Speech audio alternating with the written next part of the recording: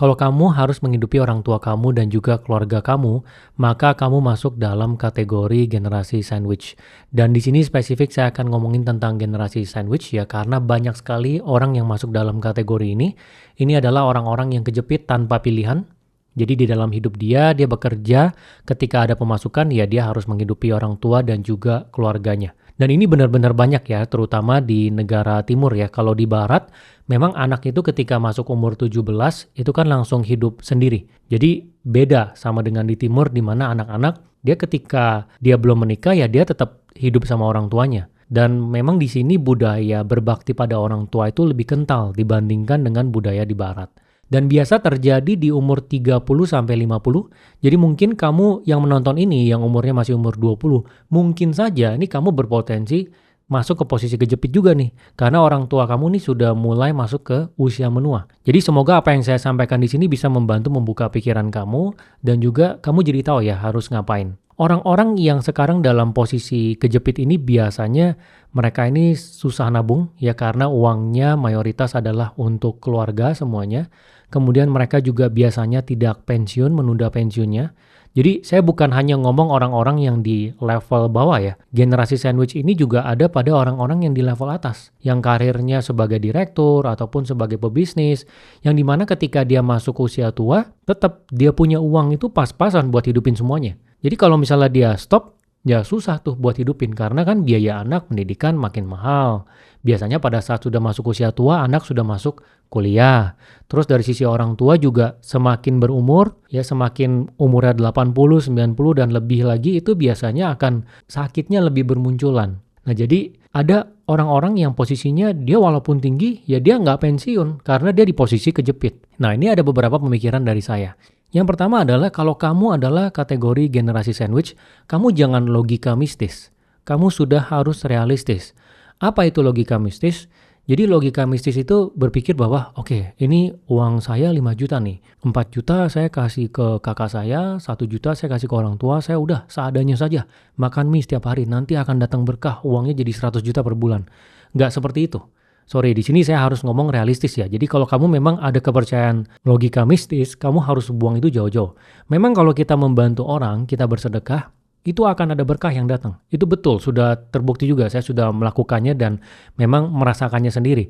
Tapi berkah itu datang dalam bentuk nggak selalu uang. Kadang berkahnya itu datang dalam bentuk yang lain, misalnya kesehatan. Ya, terus kamu misalnya ada kesulitan, butuh ketemu orang A untuk bisa keluarin kamu dari masalah, kamu ketemu orang A gitu. Jadi nggak selalu dalam bentuk uang. Jadi kamu harus batasi logika mistis yang dimana uangnya kalau kamu all in untuk bantu yang lain, kamu akan dapat berlipat-lipat ganda.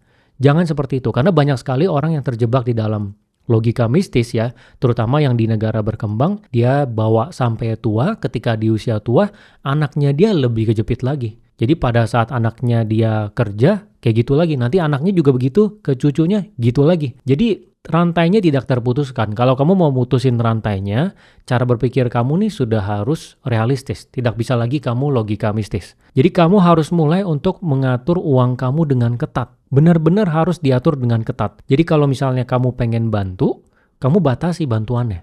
Jangan kamu punya 5 juta, kamu langsung 5 juta all in bantu. Terus kamu berharap nanti datang rezeki 100 juta. Nggak seperti itu ya. Kamu harus batasi, jangan malah menghancurkan diri kamu sendiri.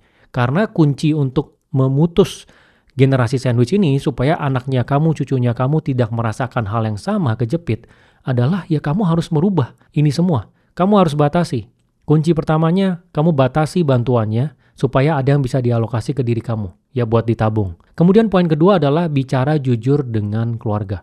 Jadi mau nggak mau ya, memang ini hal yang susah. Kamu harus bisa bicara jujur dengan orang tua dan juga keluarganya kamu. Kondisi kamu itu seperti apa? Terang-terangan aja. Oke, sekarang kondisinya misalnya pendapatan 6 juta nih. Kalau misalnya bantu orang tua dan juga keluarga, sisa buat diri sendiri nih cuma 1 juta. Sedangkan dalam posisi ingin berkembang. Terus kalau misalnya ada kakak adik, di ngomongin juga, oh dari saya sendiri bisa keluarnya 1 juta. Dari kakak adik bisa keluar berapa ya? Supaya kita sama-sama bisa maju juga nih secara pribadi. Jangan semuanya diarahkan ke kamu doang, terus kamu kejepit nggak bisa berkembang selama puluhan tahun. Dan ini terjadi. Ya, saya bukannya bilang ini bikin cerita ngada-ngada. Saya dapat cerita-cerita seperti ini itu dari karyawan-karyawan saya ya, dari perusahaan sebelum terutama. Jadi ada yang saya tanya, kenapa sih mau kasbon di perusahaan? Kenapa sih mau gadain dia punya barang buat dapat duit?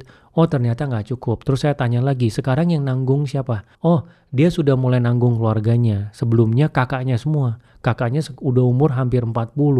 Posisinya masih sama selama puluhan tahun. Jadi kakaknya tadinya posisinya kejepit dan itu ternyata banyak sekali. Kalau misalnya kamu tidak mulai untuk jujur ngomong ke keluarga dan merubah ini semua, maka puluhan tahun sampai tua, nanti kamu akan berada di posisi yang sama. Dan kamu harus ingat berbakti itu tidak hanya dalam bentuk uang, bisa juga dalam bentuk waktu. Jadi kalau misalnya memang dalam bentuk uang belum cukup ya untuk bisa memenuhi semuanya, kamu harus share sama saudara kamu, ya kamu bisa luangkan waktu juga. Memang kita semua harus berbakti pada orang tua, kan orang tua kita yang membesarkan kita ya dari kecil, tanpa mereka ya kita nggak bisa sampai di posisi sekarang. Dan ingat ya, kamu jangan sampai menghina keluarga kamu. Jangan sampai karena kamu berada di posisi kejepit, kamu hina-hina orang tua kamu. Kamu bilang nih gara-gara orang tua kamu sekarang kamu harus susah-susahan. Justru kamu harus bersyukur kamu bisa hidup sampai dengan sekarang. Itu karena mereka mengusahakan semuanya supaya kamu bisa sampai dengan titik sekarang. Memang susah. Ya kamu harus jalanin, tapi jangan sampai kamu menghina. Karena mereka di posisi yang susah juga. Mereka udah masuk posisi usia tua nih. Misalnya umurnya 70, umurnya 80. Dan gak bisa lagi nih cari pendapatan aktif. Memang harus bergantung ke kamu. Kamu hina-hina malah bikin mereka tambah depresi. Kemudian poin yang ketiga adalah kamu harus mulai untuk mencatat dan paksa untuk nabung. Ingat ya, setiap hari kamu harus catat pengeluaran kamu kemana saja. Saya sampai detik ini saya masih catat pengeluaran saya. Setiap kali saya ada transaksi di handphone saya ataupun dari dompet saya keluar uang, saya langsung buka handphone, saya catat. Cara catatnya terserah kamu mau pakai Excel, mau pakai kertas, pakai pen, terserah. Intinya kamu harus catat supaya kamu tahu uangnya kamu ini keluarnya kemana aja. Kamu buat kategori. Ada yang buat pribadi, ada yang buat keluarga pribadi, keluarga pasangan, dan juga ada yang buat misalnya edukasi. Kamu buat kategori, terserah kategorinya gimana. Tapi nanti kamu kelihatan, oh ternyata uangnya kamu nih habisnya di sini loh. Karena ketika kamu sudah tahu, kamu bisa menganalisa caranya gimana ya supaya posisi kamu ini bisa lebih baik dari sisi keuangan. Kemudian kamu harus paksa diri kamu untuk nabung. Caranya, kamu ketika ada pendapatan langsung transfer ke rekening terpisah untuk diri sendiri. Jadi kalau misalnya kamu bilang kamu punya gaji 6 juta, anggap aja kamu punya gaji itu 5 juta. 1 juta sudah kamu transfer ke rekening terpisah, itu buat diri kamu. Entah nanti buat nambah ilmu di kepala kamu, entah itu buat dana pensiun. Intinya buat diri kamu. Baru sisanya kamu pakai untuk keluarga dan hidup kamu pribadi. Dan ini saya udah tes secara pribadi ya. Uang berapapun yang ada di dalam rekening kamu, itu pasti akan habis. Sekarang kamu bilang, oke 6 juta habis. Kamu butuh 10 juta. Nanti kalau misalnya ada 10 juta, habis juga. Coba deh. Kamu nanti pada saat pendapatan mulai naik, kamu perhatikan. Habis juga, ada aja. Akhirnya cara yang paling baik menurut saya dari segala macam eksperimen yang saya lakukan adalah ketika uang masuk langsung transfer buat diri sendiri, sisanya buat bertahan hidup ataupun membantu keluarga. Kemudian hal selanjutnya adalah kamu harus bersiap untuk krisis. Krisis itu pasti ada.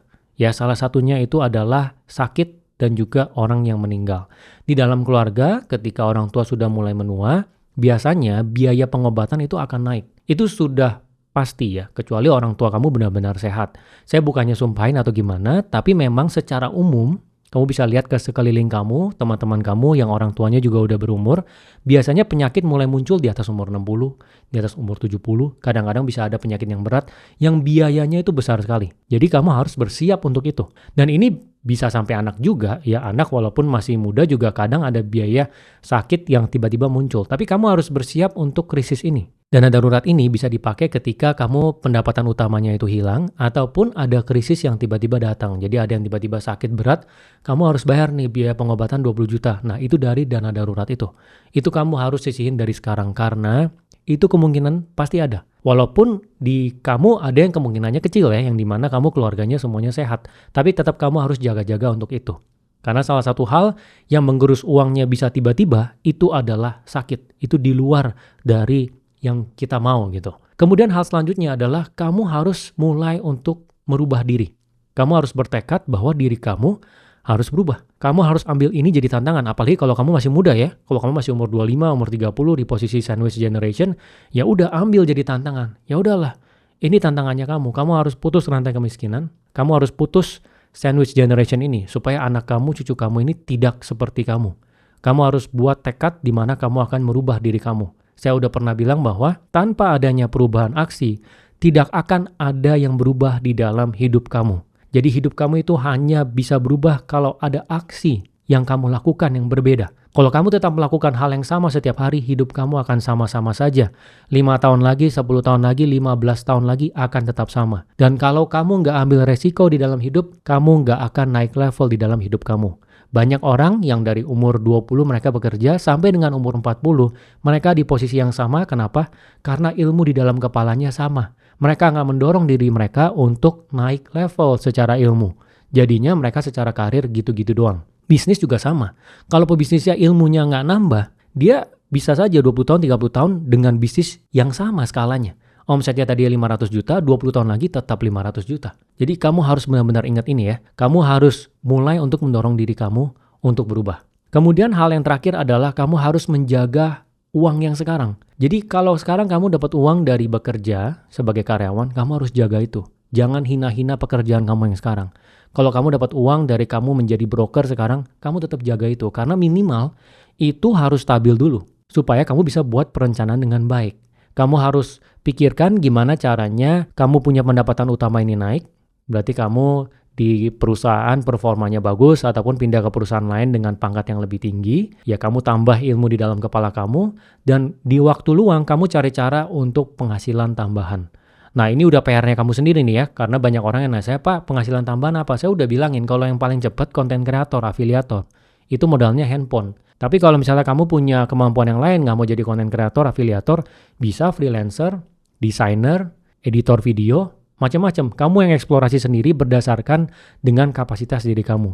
Dan ini adalah pintu keluar ya, kamu harus ingat ya, pintu keluar dari rantai kemiskinan ini, dari generasi sandwich ini adalah kamu tambah penghasilan yang kamu miliki dari waktu utama, kamu tambah penghasilan tambahan di luar waktu utama kamu, dan kamu budgeting, kamu punya pengeluaran. Itu intinya.